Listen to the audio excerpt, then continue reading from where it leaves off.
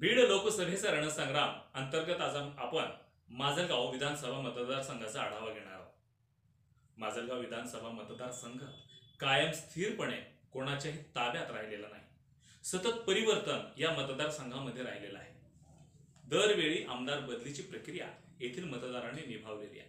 मग यामुळे मतदारांचा विकास झाला की मतदारसंघाचा विकास झाला याचं कोड अद्यापही उलगडलेलं नाही। विशेष म्हणजे या मतदारसंघातील जे संभाव्य आमदारकीचे म्हणजे विधानसभेचे उमेदवार आहेत यांच्याकडे सर्वांकडे साखर कारखाने आहेत। त्यामुळे मतदारांना देखील चांगले आणि गोड दिवस आलेले आहेत असं आपण मानायचं का? बीड लोकसभा मतदारसंघात लक्षवेधी राहिलेला माजलगाव विधानसभा मतदारसंघ, या मतदारसंघानं लोकसभेला कायम भाजपला सहकार्य व समर्थन केलेलं आहे। उमेदवार कोणी असू देत, येथील मतदारांनी लोकसभेला भाजपा फर्स्ट चॉईस मानलेला आहे। त्यामुळे हा मतदारसंघ लोकसभेला अनुकूल मानला जातोय।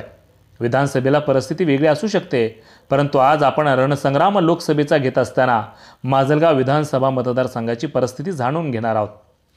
माजलगाव विधानसभा मतदारसंघ हा कायम विधानसभेला अदलाबदल करीत आलेला आहे। मधल्या 2 टर्ममध्ये प्रकाशदादा सोळंके वगळता दुसऱ्यांना हॅट्रिक साधता आली नाही। मतदारांनी कायम नेत्यांना त्यांची जागा दाखवून देण्याचं काम केलंय। हा मतदारसंघ खुल्या प्रवर्गासाठी राहिल्यानं या ठिकाणी मोठी स्पर्धा दिसून येते। यावेळी विधानसभेला तर घमासान होणार आहे, परंतु लोकसभेचा आढावा घेत असताना आज भाजपची बाजू मजबूत मानली जाते आहे। लोकसभेसाठी भाजपनं विद्यमान खासदार डॉक्टर प्रीतमताई मुंडे यांना उमेदवारी जाहीर केलेली आहे। राष्ट्रवादीकडून माजी आमदार अमरसिंह पंडित यांच्या नावाची चर्चा सुरू आहे आणि तेच नाव अंतिम होईल अशी शक्यता आहे। अवघ्या 32 दिवसांवर लोकसभा निवडणूक येऊन ठेपली आहे। मार्चच्या पहिल्या आठवड्यात आचारसंहिता लागण्याची शक्यता वर्तविली जाते आहे। 2014ची लोकसभा निवडणूक ही 17 एप्रिल 2014 रोजी झाली होती। सरासरी त्याच दरम्यान निवडणूक होण्याची शक्यता आहे। माजलगाव विधानसभा मतदारसंघ हा पूर्णतः भाजपच्या बाजूने मानला जातोय। या ठिकाणी भाजपमध्ये सध्या नेतृत्वाची मांदियाळी मोठ्या प्रमाणात दिसून येते आहे।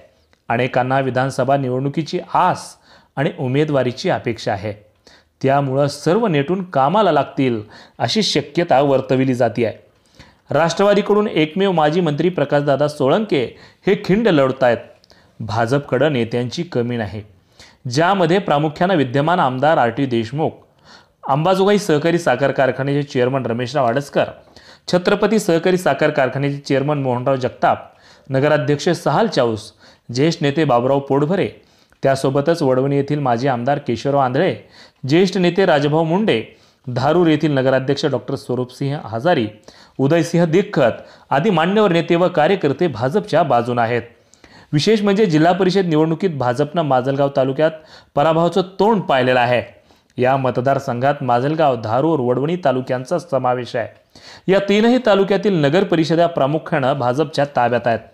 तसंच धारूर व वडवणी बाजार समिती भाजपच्या ताब्यात आहे। सोळंके यांच्या बाजूने या ठिकाणी मातब्बर नेते नसले तरी जनसामान्यांची ताकद असल्याचं निवडणुकीतून दिसून आलंय। या मतदारसंघानं आमदार आर.टी. देशमुख यांना सदैव सहानुभूती दाखवलेली आहे, परंतु जिल्हा परिषद निवडणुकीत त्यांना व त्यांच्या मुलाला विजयी केलेलं नाही। याची कारणं पाहिली तर गुलदस्त्यात आहेत। आर.टींच्या उमेदवारांचा पराभव कसा झाला हे न उलगडणारं कोडं राहिलेलं आहे। आर.टींवर 2009 आणि 2014च्या निवडणुकीत भरमसाठ मतांचं दान केलेलं आहे। 2009च्या विधानसभा निवडणुकीत लोकनेते स्वर्गीय गोपीनाथराव मुंडे यांनी आर.टींना आपले जीवलग सहकारी म्हणून उमेदवारी दिली। येथील मतदारांनी मोठ्या प्रमाणात सहानुभूती दाखवली, मात्र त्याच वेळी आर.टींना जिंकता पराभूत झाले। आर.टींचा विजय स्वर्गीय मुंडे यांना पाहता आला नाही।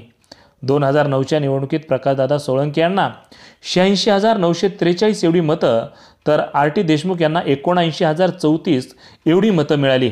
साधारणतः 7,909 एवढ्या मतांनी आर.टींचा पराभव झाला।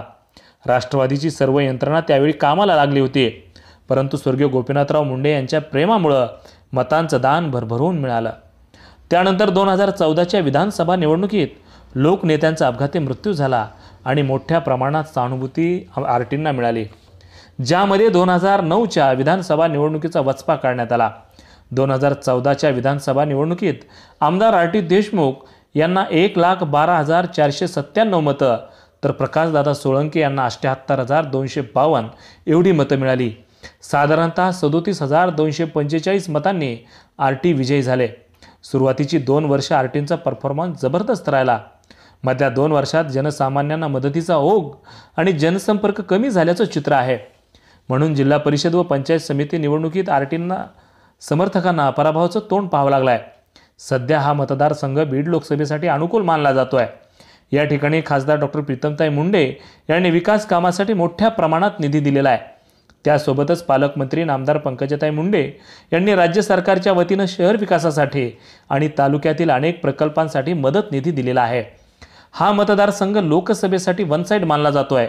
परंतु त्या ठिकाणी माजी मंत्री प्रकाशदादा सोळंके यांचीही ताकद चांगलीच आहे, हे नाकारून चालणार नाही. कारण आजच्या स्थितीला विधानसभेसाठी सोळंके यांचं नाव अग्रक्रमावर असून तेच कडवी झुंज देऊ शकतात असा सूर मतदारसंघात आहे. भाजपा लोकसभेसाठी पॉवरफुल आहे. त्यामध्ये अनेक नेत्यांचा समावेश असल्यानं आणि विशेष म्हणजे 3ही तालुक्यांमध्ये भाजपाचं नेतृत्व स्ट्रॉंग आहे. धारूर तालुक्यात रमेशराव अडसकर, डॉक्टर स्वरूपसिंह हजारी व इतर नेत्यांचा समावेश आहे. तर वडवणी तालुक्यात माजी आमदार केशवराव आंधळे, राजाभाऊ मुंडे, दिनकरराव आंधळे, माजलगाव तालुक्यात आमदार आर.टी. देशमुख, मोहनराव जगताप, बाबूराव पोडपरे, साहल चाऊस आदींचा समावेश आहे. तर माजलगाव विधानसभा मतदारसंघातील एकेकाळी शेकापची तोफ राहिलेले भाई गंगाभिषण थावरे हे लोकनेते स्वर्गीय गोपीनाथराव मुंडे यांचे नेतृत्व वाढीस लागावं म्हणून भाजपासोबत होते. सध्या ते भाजपसोबत नसल्याचं दिसतंय. ते भाजपसोबत नसल्याचा परिणाम किती होईल हे आज सांगता येत नाही. परंतु एक चांगलं नेतृत्व भाजपपासून दूर गेलाय. विशेष म्हणजे दिंडोरी येथील ओमप्रकाश शेटे यांनीही ग्रामीण भागात जनसामान्यांना मुख्यमंत्री सहाय्यता निधीमधून मोठ्या प्रमाणात मदत केली आहे. त्याचा सकारात्मक परिणाम भाजपाच्या मतपेटीवर होणार आहे.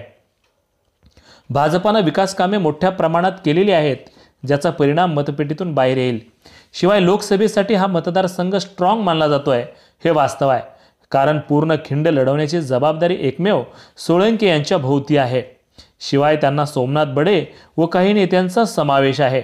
लोकसभेला हा मतदारसंघ पूर्णतः भाजपच्या बाजूने आहे. परंतु विधानसभेला हे चित्र बिघडू शकतं अशी चर्चा आहे. भाजपातील सर्व नेते मातब्बर असून मतपेटीचा गठ्ठा शाबूत ठेवणार आहेत, ज्यामध्ये रमेशराव अडसकर यांचा प्रभाव धारूर तालुक्यात आहे. अनेक नात्यांचा गोतोळा याच मतदारसंघात आहे. आंबासाखरच्या माध्यमातून गेली अनेक वर्षे लोकजनसंपर्क आहे. शिक्षण संस्थांचं जाळं मोठ्या प्रमाणात व्यापल्यानं त्यांना मानणारा वर्ग आहे. अडसकर आणि जनसामान्य माणूस वेगळे राहू शकत नाहीत. त्यासोबतच धारूरचे नगराध्यक्ष डॉक्टर स्वरूपसिंह हजारी हे लोकप्रिय नगराध्यक्ष राहिलेले आहेत. त्यासोबतच वडवणी येथील आंधळे आणि मुंडे ही लोकप्रिय जोडी देखील मतांचा गठ्ठा सांभाळून आहे. असं आव्हान राष्ट्रवादीला पेलावायचं आहे. राष्ट्रवादीचा उमेदवार हा जाहीर झालेला नाही. माजी आमदार अमरसिंह पंडित यांच्या नावाची चर्चा सुरू आहे, परंतु तेच अंतिम होईल अशी शक्यता आहे. राष्ट्रवादीकडून कसलीही धडपड सध्या दिसून येत नाही. उलट काँग्रेस हा पक्ष विविध कार्यक्रमांच्या माध्यमातून लोकांसमोर जातो आहे. त्यामुळं खासदार डॉक्टर प्रीतमताईंचा माजलगाव विधानसभेतील रस्ता हा सरळ सरळ एकतर्फी मानला जातोय. वार्ता यूट्यूब न्यूजकरिता परमेश्वर गित्ते, माजलगाव, जिल्हा बीड.